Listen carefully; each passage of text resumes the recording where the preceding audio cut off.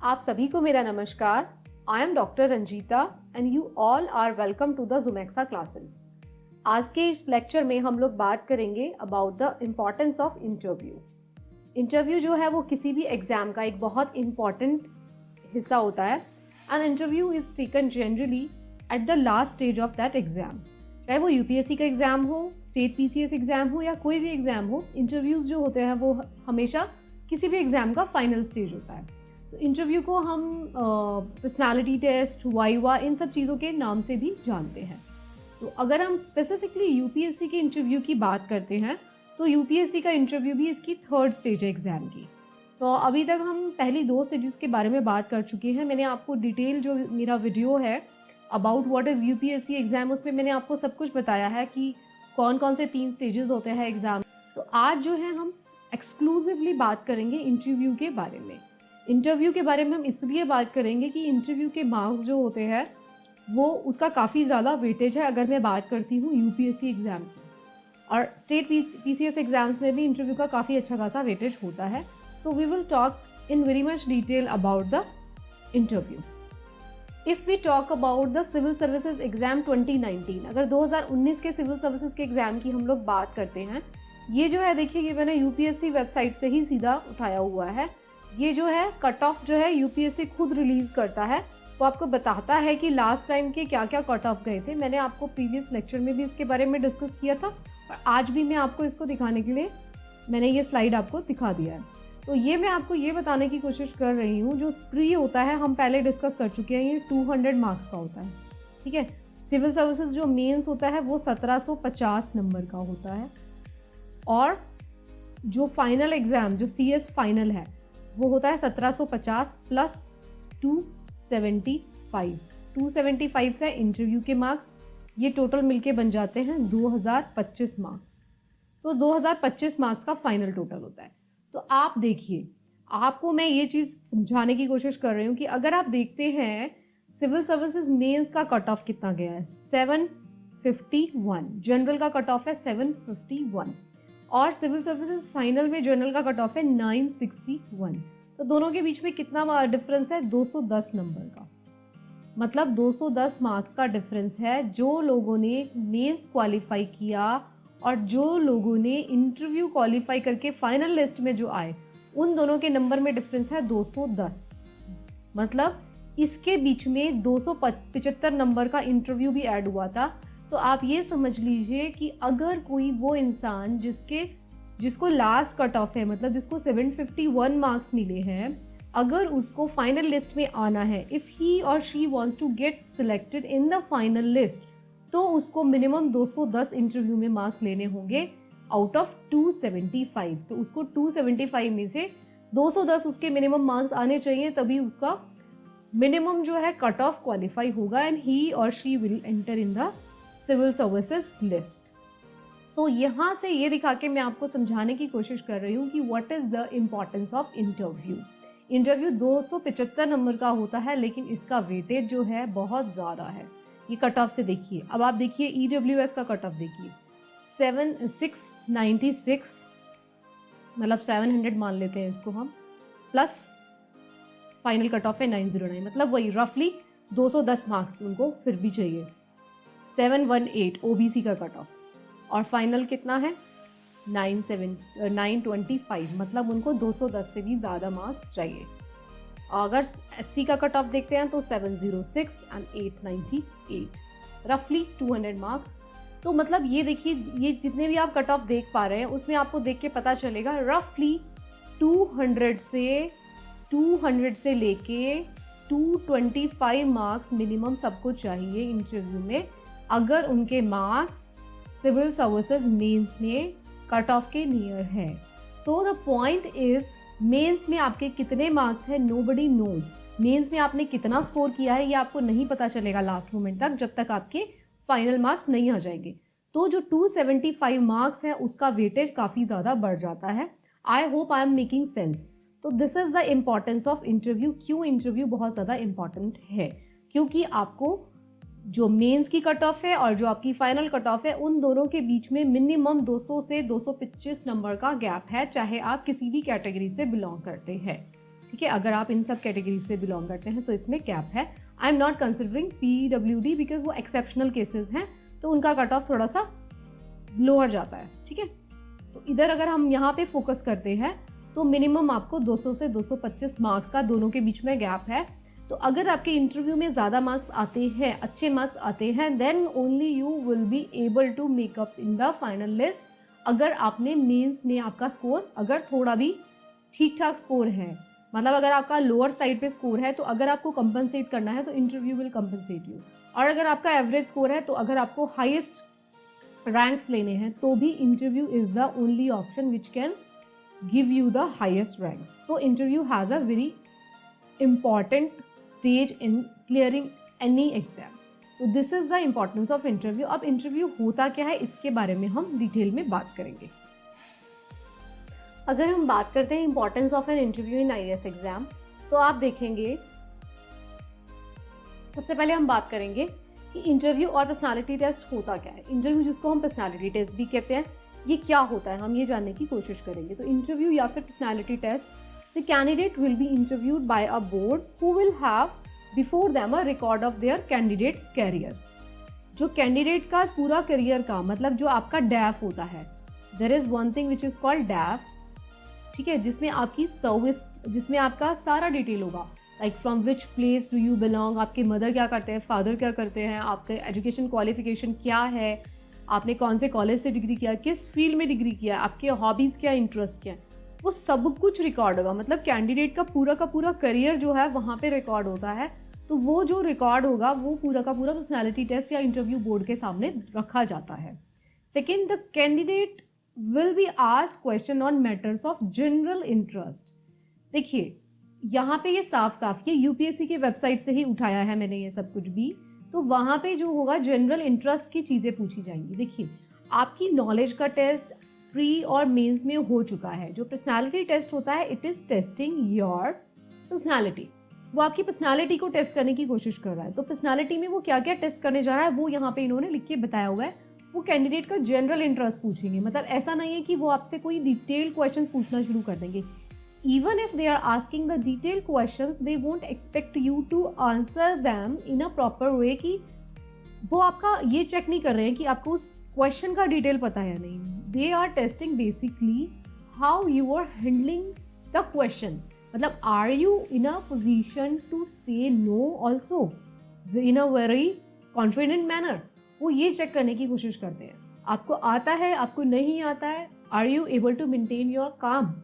क्योंकि as a bureaucrat आपके सामने बहुत सारे ऐसे सिचुएशंस आते हैं जिनका आपके पास कॉन्क्रीट सॉल्यूशन नहीं होता है।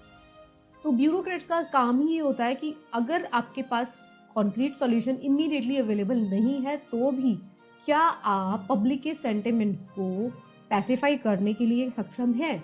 क्या आप एक मॉब का, एक पब्लिक सेंटिमेंट्स का किस तरीके से आपको उसे कंट्रोल करना है, उसे काम डाउन करना है, are you in that position? तो ज़रूरी नहीं है हर बार आपको सॉल्यूशन देना होता है। बहुत बार आपको उन चीज़ों को माइंडफुली हैंडल करना होता है। तो पर्सनालिटी टेस्ट उसी का एक एग्जाम्पल होता है। The object of the interview और personality test is to assess the personal suitability of the candidate for a career in public service by board of competent and unbiased observer. जो board होगा, board हमेशा consist of minimum 5 people. हमेशा board में 5 लोग रहते हैं, जिसमें एक लेडी मेंबर ज़रूर रहता है, एक साइकोलॉजिस्ट ज़रूर रहता है।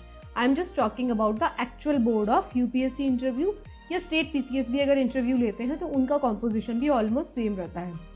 मिनिमम एक इंटरव्यू बोर्ड में 5 मेंबर्स होंगे। उन 5 मेंबर्स वो जनरली अनबायस्ड ऑब्जर्वर्स होते हैं, उनका आपके प्रति कोई बायस नहीं होता। उनके पास आपके करियर का डिटेल करियर कैंडिडेट का होता है, जिसे हम डैफ बोलते हैं। वो आपसे जनरल इंटरेस्ट के क्वेश्चन पूछते हैं। उनका काम होता है आपकी पर्सनल सूटेबिलिटी को चेक करना।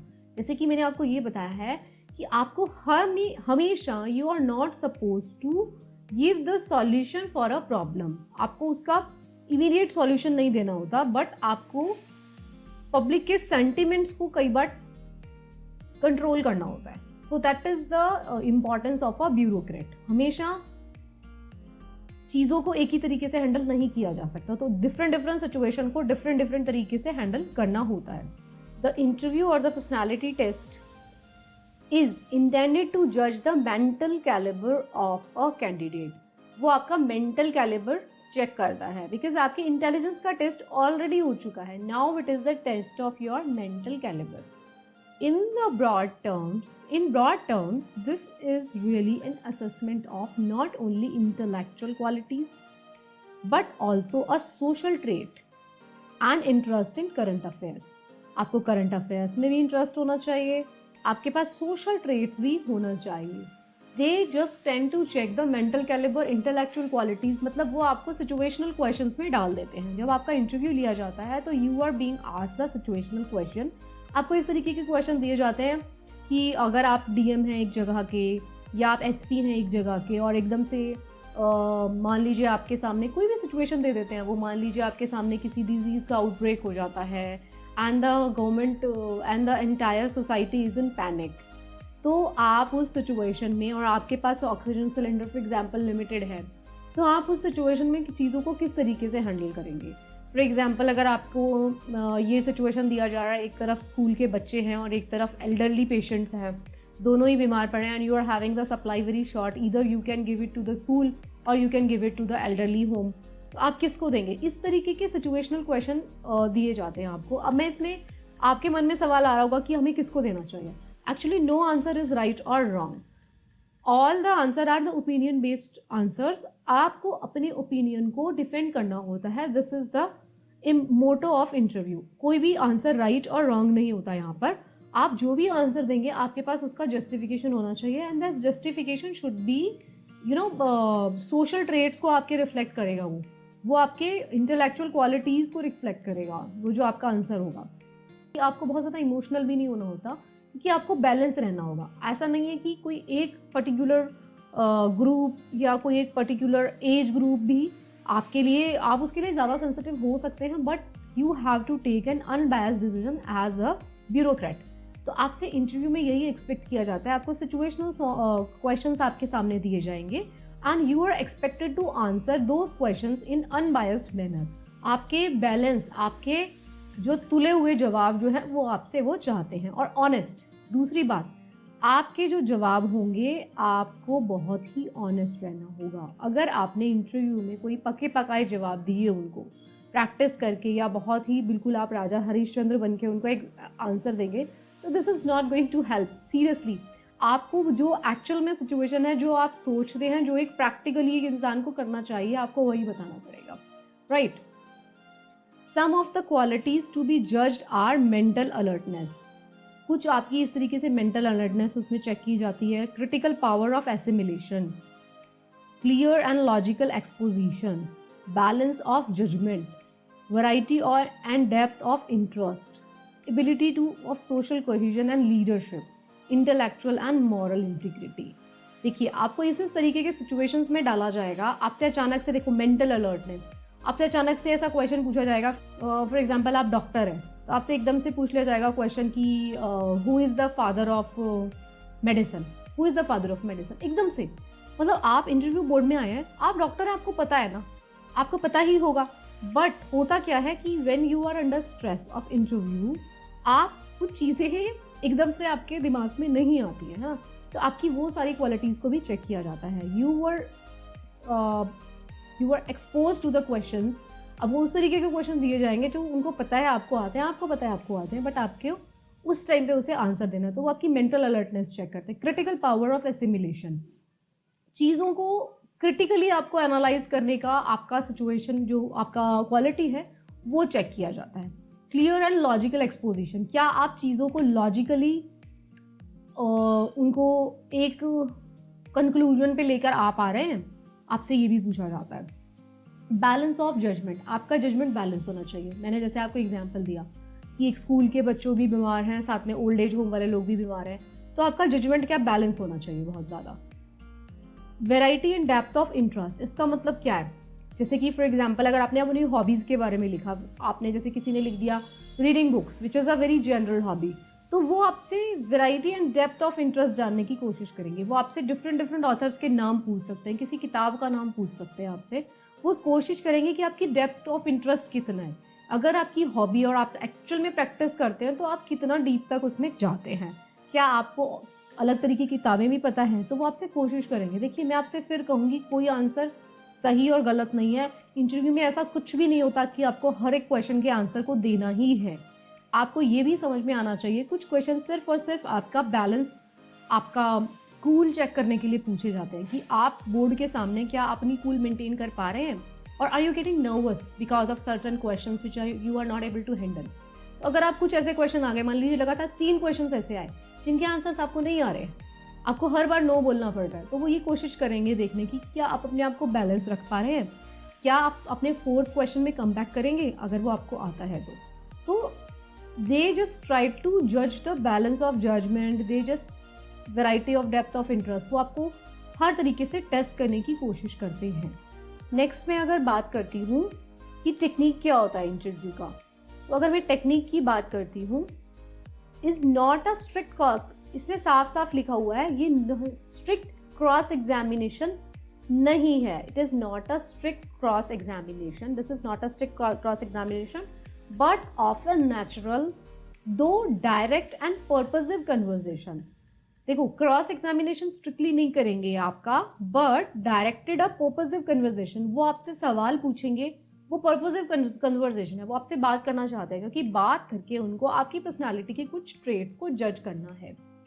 Okay, which is intended to reveal the mental qualities, वही आपके मेंटल क्वालिटीज को वो चेक करने की कोशिश कर रहे हैं। तो ये कभी भी एक स्ट्रिक्ट क्रॉस एग्जामिनेशन नहीं होता, ये आपकी नॉलेज का टेस्ट नहीं होता, ये टेस्ट होता है आपकी पर्सनालिटी का, ओके, जिसमें आपकी मेंटल क्वालिटीज को चेक किया जाता है। द इंटरव्यू और the personality test is not intended to be test either of specialised और जनरल नॉलेज। देखो, स्पेशलाइज्ड और जनरल नॉलेज का टेस्ट नहीं है, which has been already tested through their written papers. ये इन्होंने खुद लिख के रखा है, this is on the UPSC notification. ये इन्होंने खुद आपको बताया है कि ये आपका पर्सनालिटी टेस्ट जो भी है, ये आपका कोई ऐसा टेस्ट नहीं है जिसमें कि आपको आपकी स्पेसिफिक या जनरल नॉलेज का टेस्ट किया जा रहा है। आपकी जनरल नॉलेज का टेस्ट नहीं है, ये आपकी पर्सनालिटी का टेस्ट है। इसमें आपकी मेंटल क्वालिटीज, इसमें आपका ये सब चेक किया जा रहा है, इसमें सब कुछ ये चेक किया जा रहा है कि आप जो है किसी चीज़ के बारे में आपका ओपिनियन क्या है, आप उस जगह पर अपना मेंटल बैलेंस बना पाते हैं या नहीं, आपका ओपिनियन बायस्ड नहीं होना चाहिए, आप जो है अपनी मेंटल अलर्टनेस रहती है या नहीं, साथ में आपका अगर कोई हॉबीज़ या इंटरेस्ट है तो उसके कितने डेप्थ तक आप वहाँ पर जाते हैं। तो ये सारी उस तरीके की चीज़ों का टेस्ट है, ना कि ये आपका स्ट्रिक्ट क्रॉस एग्जामिनेशन है। तो this thing also you should understand. Next is, अगर हम पर्सनालिटी टेस्ट में बात करते हैं तो candidates are expected to have taken an intelligent interest not only in their special subject of academics but also in the events which are happening around. इन्होंने खुद लिख के रखा है कि आपको ऐसा नहीं है कि आपसे सिर्फ सब्जेक्ट स्पेसिफिक क्वेश्चन ही पूछे जाएंगे। फॉर एग्जाम्पल, अगर आपने फिजिक्स में दिया मीन्स, तो आप ये मत सोचिए कि वो आपसे फिजिक्स के ही सवाल पूछेंगे, और ये भी मत सोचिए कि वो फिजिक्स के सवाल नहीं पूछेंगे। फिजिक्स के सवाल भी पूछेंगे, but not only the physics question, या not only the questions in which you are graduate और in which you have written your optional, वो छोड़ के भी वो आपसे सवाल पूछेंगे। वो आपसे पूछेंगे जो जनरली हो रहा है। हमेशा आप देखिए, जब भी इंटरव्यूज होते हैं, या तो वो आपकी हॉबीज़ पे, इंटरेस्ट पे होते हैं, या फिर जो भी करंटली उस टाइम पर हो रहा है। अगर जो भी उस टाइम पे होगा, जो भी न्यूज़ में चर्चा में रहेगा, वो उसी से बेस्ड सवाल पूछेंगे। वो आपकी खुद की कंट्री में भी हो सकता है, वो आउटसाइड कंट्री में भी हो सकता है, ओन स्टेट, कंट्री और एज वेल एज जो होता है इंटरनेशनल लेवल पर भी जो भी चीज़ें हो रही है वो भी हो सकता है।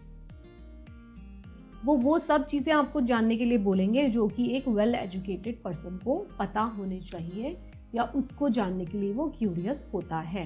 तो ये सारी चीज़ें थी जो कि इंटरव्यू के बारे में I just want to tell you कि इंटरव्यू क्या होता है। अब मैंने आपको बताया what is interview in terms of UPSC website. यहाँ पे ये लिखा हुआ है व्हाट इज़ इंटरव्यू।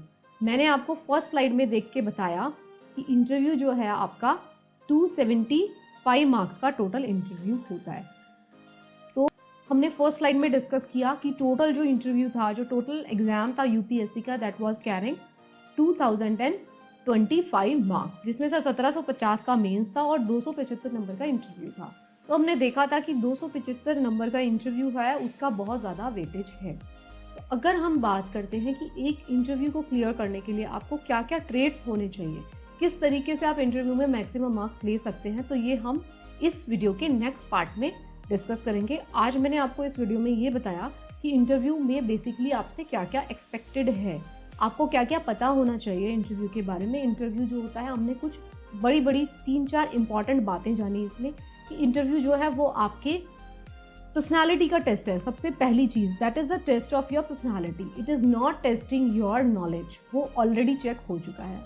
वो आपसे चेक कर रहा है आपकी मेंटल अलर्टनेस, वो आपसे चेक कर रहा है आपके सोशल ट्रेट्स के बारे में, वो चेक कर रहा है मेंटल, आपके सोसाइटल, आपके नॉर्म्स के बारे में, आपके क्या एथिकल वैल्यूज़ हैं, ये उनके बारे में चेक कर रहा है। आपका जनरल इंटरेस्ट क्या है, अगर आपका कोई स्पेसिफिक इंटरेस्ट है, फॉर एग्जांपल योर हॉबीज़, तो उसके अंदर आपने इन डेप्थ कितना उसको जानने की कोशिश की है, मतलब आपको उसकी इन डेप्थ नॉलेज कितनी है। ये सारी चीज़ें जो होती है इंटरव्यू टेस्ट करता है। हम इस वीडियो के नेक्स्ट पार्ट में जानने की कोशिश करेंगे कि इंटरव्यू में आपको मैक्सिमम मार्क्स किस तरीके से लेने हैं। अभी के तक के हमने ये जानने की कोशिश किया कि interview is a very important stage. हमने देख लिया कि 275 मार्क्स का वेटेज कितना ज़्यादा इंपॉर्टेंट है। या तो इंटरव्यू के मार्क्स के बेसिस पे आप लिस्ट में होंगे या फिर आप लिस्ट से बाहर होंगे, और अगर आपको टॉप भी करना है इस एग्जाम में तो भी interview is carrying again the maximum weightage. अगर आपको इंटरव्यू में अच्छे मार्क्स मिलते हैं, there are very much chances that you will fall in very good ranks. So this is it. I hope आपको ये लेक्चर पसंद आया होगा। इसका नेक्स्ट पार्ट जरूर देखें, जो कि ये बताएगा आपको कि इंटरव्यू में अच्छे मार्क्स आपको किस तरीके से लेने हैं। Thank you so much. Have a good day.